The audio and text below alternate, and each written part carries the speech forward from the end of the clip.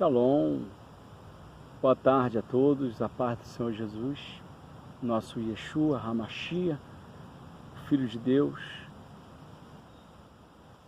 Hoje a mensagem, ela já faz um tempo que a gente não tem colocado mensagens aqui no nosso canal, mas a mensagem hoje é uma mensagem reflexiva, é uma mensagem que fala sobre o domínio da morte e as consequências que o homem toma quando segue o caminho da morte.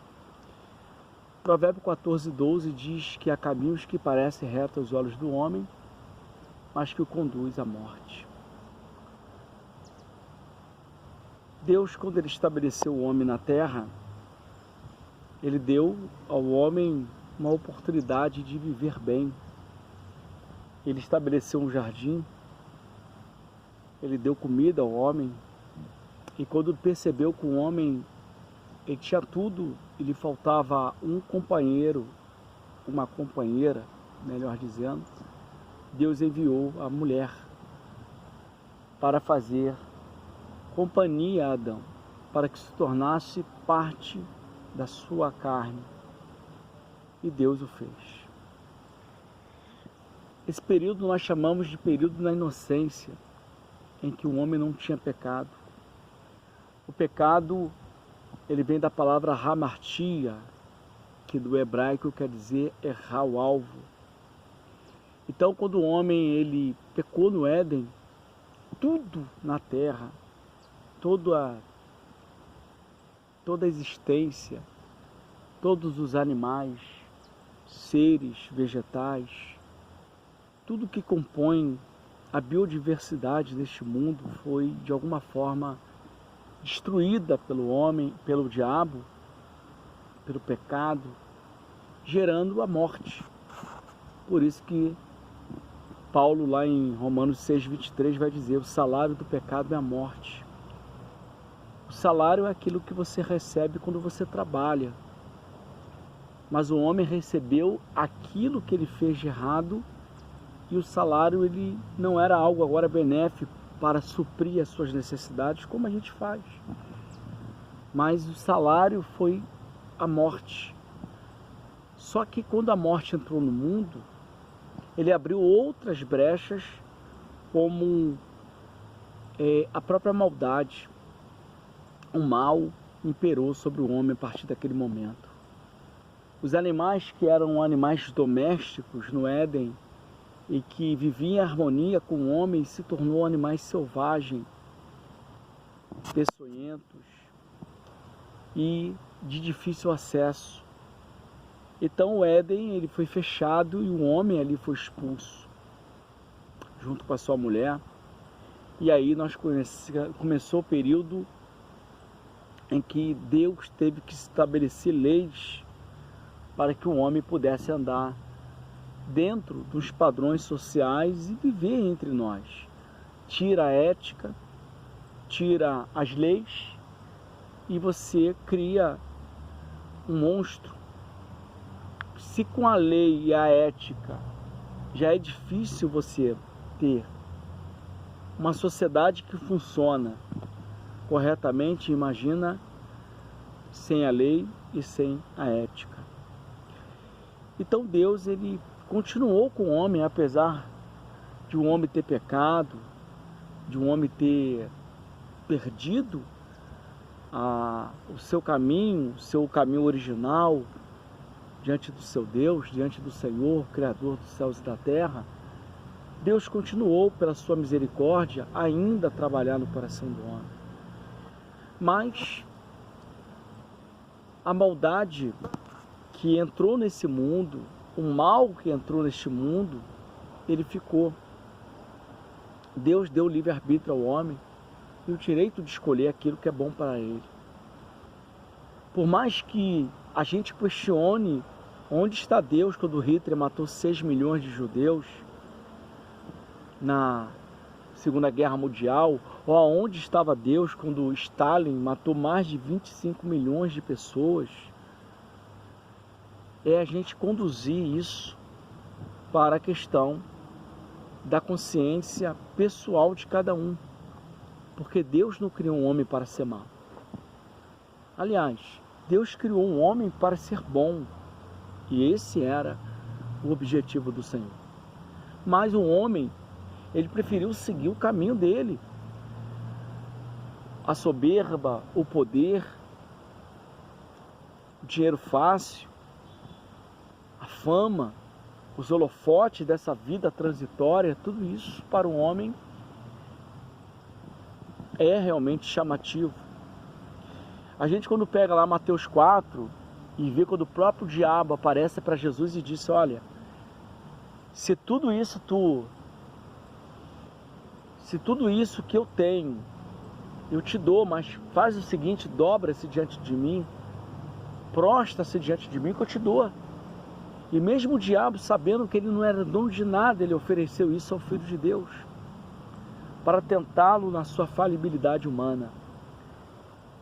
E vendo que Deus, na pessoa de Cristo, não se sujeitou àquilo, ele tenta Jesus na fome, dizendo: olha, pega essas pedras e transforma em pão.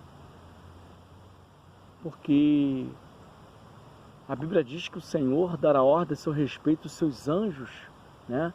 Ou seja, tudo que o diabo pôde fazer para tentar Jesus, para que ele pudesse ser um detrator da lei, daquela lei que ele estabeleceu na Torá, os 10 mandamentos: não atentarás ao Senhor teu Deus, não falarás o nome do seu Deus em vão. O diabo tentou de tudo ali, mas ele não conseguiu. Por quê? Porque Cristo, ele sabia que ele desceu neste mundo para cumprir a vontade de Deus. E também era um paradigma para nós, mostrando que somos capazes de vencer as tentações desse mundo, mesmo ainda que as coisas não vá bem, mesmo quando tudo parece que o melhor caminho é o mal, mas o mal é uma escolha. O mal é uma escolha. O mal é uma decisão de pessoas fracas, de pessoas que não querem Deus. Jesus não prometeu que nesse mundo teremos uma vida abençoada. Jesus não prometeu que nesse mundo teríamos uma vida de gozo, ou que passaríamos as nossas vidas dentro de um iate tomando água de coco. Não, ele não disse isso. Ele disse: no mundo tereis aflições, tereis lutas, perseguições, sereis até mortos por mim, perseguidos por mim, mas tereis bom ânimo. Eu venci o mundo, e vocês também vão vencer. Então, quando a gente começa a questionar a Deus filosoficamente: Senhor, onde tu está quando uma criança é estuprada? Quando Hitler mandou matar aqueles 6 milhões de pessoas que faziam parte da linhagem sanguínea de Jesus, os filhos de Abraão, onde ele estava? Ele estava lá. Não esquece que Hitler matou 6 milhões de judeus, mas Schindler, que era alemão e que estava lá no governo nazista, se converteu a Deus.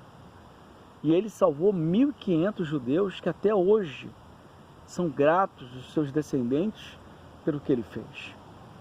O mal, ele pode imperar, mas Deus sempre vai estar no coração de alguém para impedi-lo, ou para mostrar que ainda há pessoas diferentes nesse mundo. Quando Deus olhou para a terra, em Gênesis 6, Deus decidiu destruir o mundo. Nada nesse mundo estava agradável ao Senhor por causa da corrupção, por causa da maldade, que a terra se chegou a um nível de maldade que Deus achou melhor destruir o mundo. Mas um homem chamado Noé, Noash, no hebraico, ele desperta o interesse de Deus, ao ponto de Deus dizer para si mesmo, né? Faça uma arca, Senhor. Faça uma arca, Noé. E determinou para ele: faça uma arca, tire o meu povo. Durante 120 anos, Noé pregou, Noé deu o melhor de si, e ninguém acreditou em Noé. Mas Noé conseguiu salvar sua família, e nós somos descendentes dessa família. Todos nós descendemos diretamente de Noé, por 100 cães de Jafé, os seus filhos, porque foram os únicos sobreviventes daquele dilúvio. Se Noé não tivesse respeitado a Deus e ouvido a sua voz, hoje a humanidade não existiria mais. Tudo estaria destruído. Então, onde está Deus quando todo o mal está sendo operado no mundo? Ele está em algum lugar.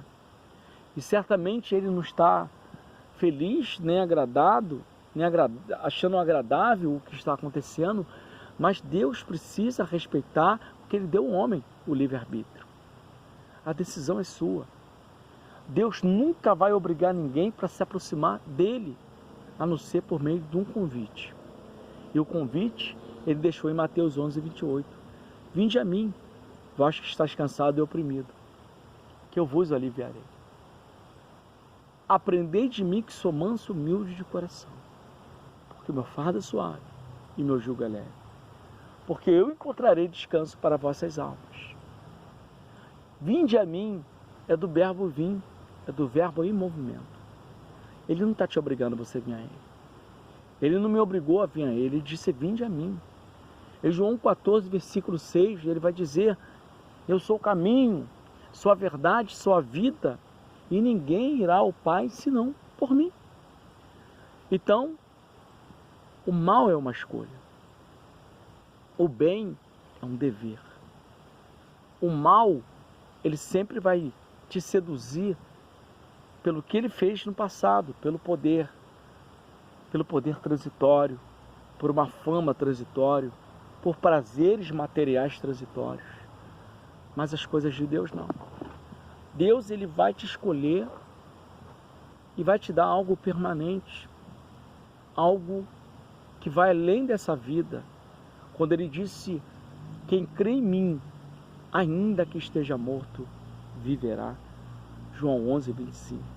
Mas ele também disse, em João 14, versículo de número 1, não turbeis os vossos corações, crede em mim e crede também no meu Pai. Crer. Porque se não fosse assim, eu não teria vos dito que iria vos preparar um lugar para buscá-lo. Há uma promessa. Então não se preocupe, se o mal está operando nesse mundo, ele tem um tempo, ele tem um prazo, ele tem um limite, e ele sabe que ele está perdendo. Mas ele vai continuar pelejando para destruir vidas, ele vai continuar pelejando para criar homens como Hitler, Mussolini, Amidadá, Gaddafi e tantos outros que vieram no mundo e foram instrumentos do diabo. Mas o Senhor espera de nós que sejamos diferentes, que façamos a diferença, porque ele deixou o seu mandamento para nós. Mateus 28:18 adiante.